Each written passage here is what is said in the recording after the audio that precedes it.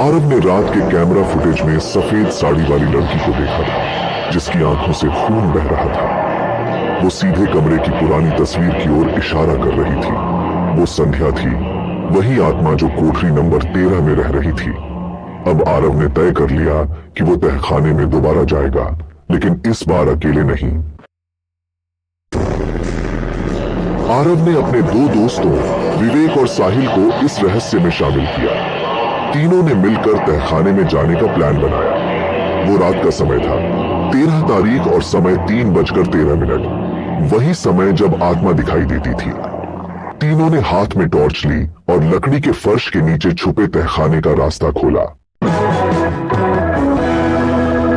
जैसे ही वो नीचे उतरे, तेज सर्दी और हवा का झोंका आया। ऐसा लग रहा था जैसे किसी और ही दुनिया में प्रवेश कर रहे हों।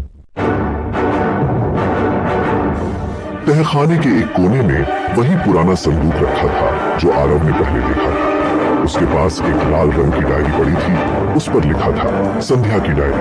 आरव ने उसे उठाया और पढ़ना शुरू किया। उसमें संध्या की आखिरी बातें थीं। मुझे विश्वास नहीं हो रहा कि अर्जुन ने मुझे धोखा दिया। उसने मुझसे प्यार का नाटक किया और जब मैंने उसकी सच्चाई जान ली तो उसने मुझे मार डाला। अब मेरी आत्मा इस कोठरी में बंधी है। मैं शांति नहीं पा सकती जब तक अर्जुन को उसका अंजाम न मिल जाए। कौन अर्जुन? मैं अर्जुन ही हूं। सब चौंक गए। भोला राम की आंखों में आंसू थे। वो बोला, 20 साल पहले मैं अर्जुन था। मैं और संध्या एक दूसरे से प्यार करते थे, लेकिन मैंने लालच में आकर उसे धोखा दिया। कॉलेज के ही एक लड़के के साथ मिलकर उसकी हत्या कर दी और उसकी लाश इसी तहखाने में दफना दी। लेकिन वो मरी नहीं, उसका शरीर गया, आत्मा नहीं।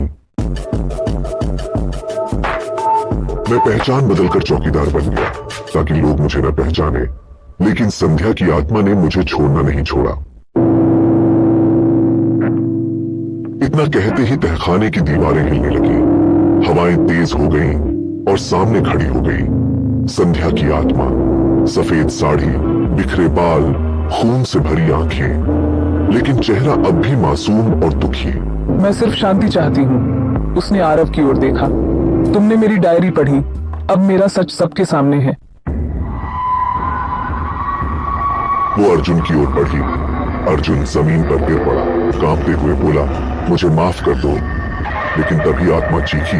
एक जोरदार चीख के साथ तहखाने की दीवार फट गई। हवा में बिजली सी गूंजी और अर्जुन भोला राम की सांस थम गई। वो वहीं मर गया।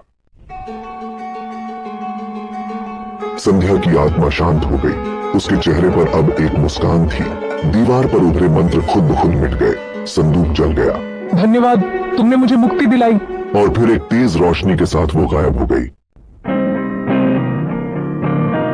अगले दिन पुलिस आई। तहखाने से संध्या के अवशेष बरामद हुए। अर्जुन की सच्चाई बाहर आई।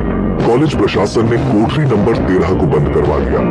आरव को कॉलेज में एक नया कमरा मिला, लेकिन उस रात वो जब नया कमरा देखने गया, उसने दीवार पर लिखा देखा, ध्यान रखना, हर आत्मा शांत नहीं होती।